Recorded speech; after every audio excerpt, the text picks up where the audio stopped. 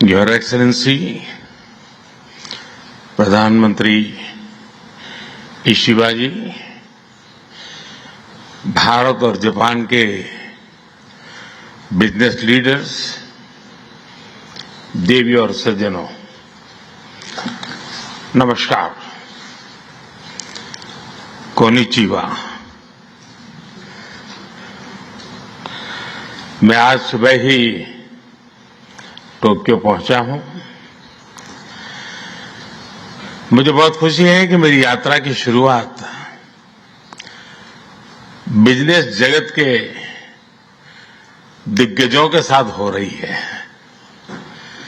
और उसमें से आपसे बहुत लोग हैं जिनसे मेरा व्यक्तिगत परिचय रहा है। जब मैं गुजरात में था तब भी और गुजरात से दिल्ली आया तो तब भी आप में से कई लोगों से बहुत ही निकट परिचय मेरा रहा है और मुझे खुशी है कि आज सबसे मुझे मिलने का अवसर मिला है। मैं प्रधानमंत्री इशिबा का विशेष रूप से आभार व्यक्त करता हूं कि वे इस फोरम से जुड़े हैं। उनके बहुमूल्य वक्तव्य के लिए मैं उनका अभिनंदन करता हूं। साथियों, भारत की विकास यात्रा में जापान हमेशा एक अहम पार्टनर रहा है। मेट्रो से लेकर मैन्युफैक्चरिंग तक, सेमीकंडक्टर से लेकर स्टार्टअप्स तक, हर क्षेत्र में हमारी साझेदारी आपसी विश्वास का प्रतीक बनी है।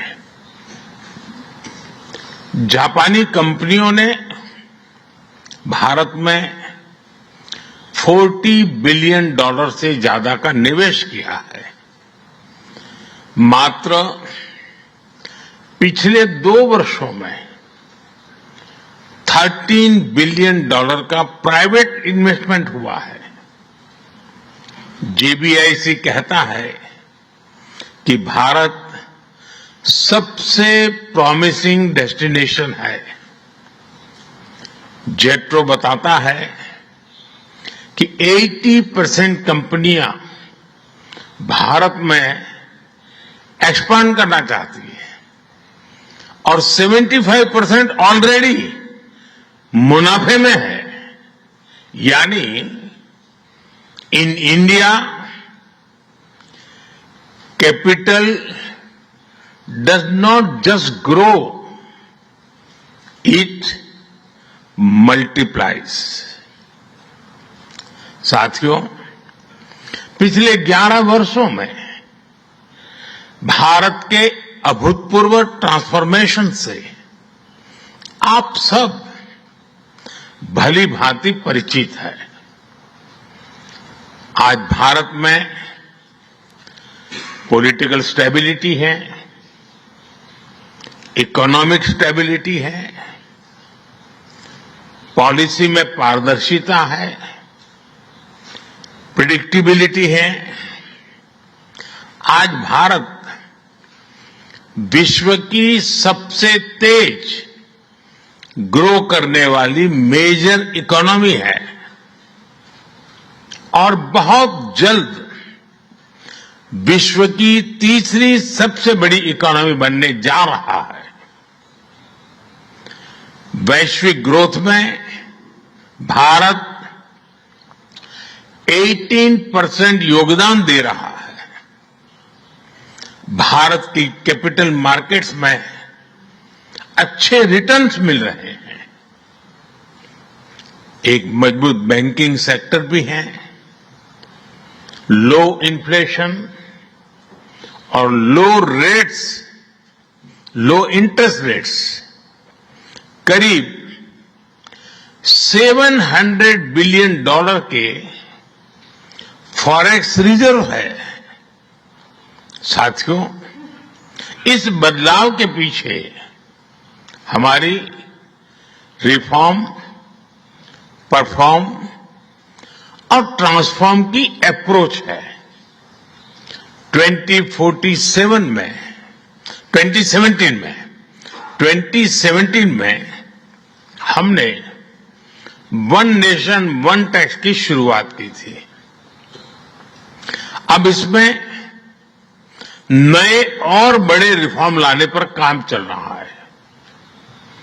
कुछ हफ्ते पहले हमारी संसद ने नए और सिंप्लीफाइड इनकम टैक्स कोड को भी मंजूरी दी है। हमारे रिफॉर्म्स केवल टैक्स प्रणाली तक सीमित नहीं है। हमने ईज ऑफ डूइंग बिजनेस पर बल दिया है। बिजनेस के लिए सिंगल डिजिटल विंडो अप्रूवल की व्यवस्था की है। हमने 45,000 कंप्लायंसेस रेशनलाइज किए हैं। इस प्रक्रिया को गति देने के लिए डीरेगुलेशन पर एक उच्च स्तरीय कमेटी बनाई गई है।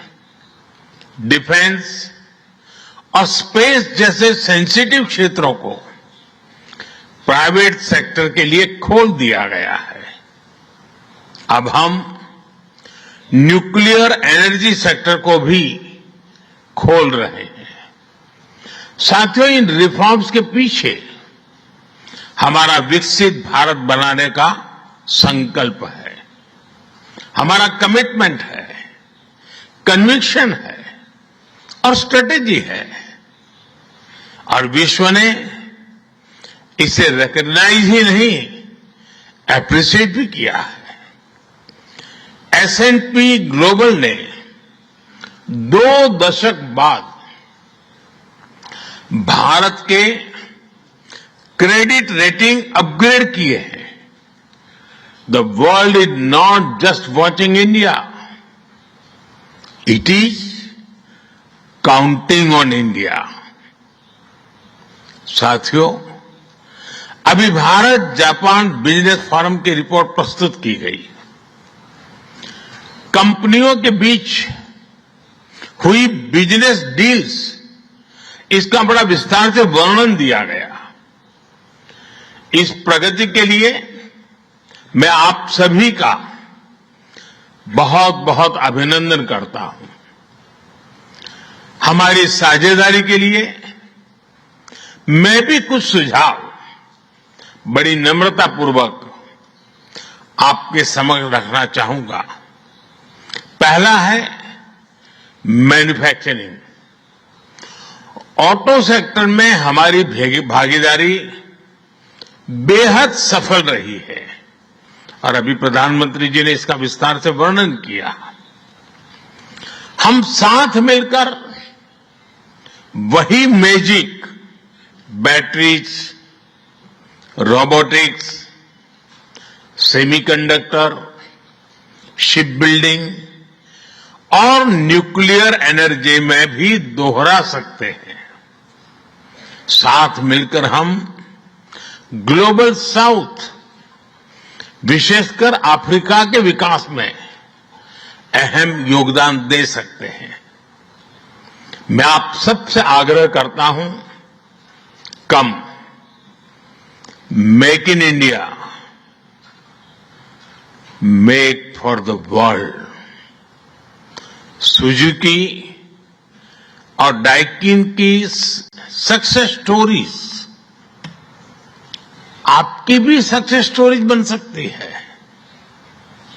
दूसरा है टेक्नोलॉजी और innovation. Japan tech power house है और भारत एक टैलेंट पावर हाउस है। भारत ने एआई, सेमीकंडक्टर, क्वांटम कंप्यूटिंग,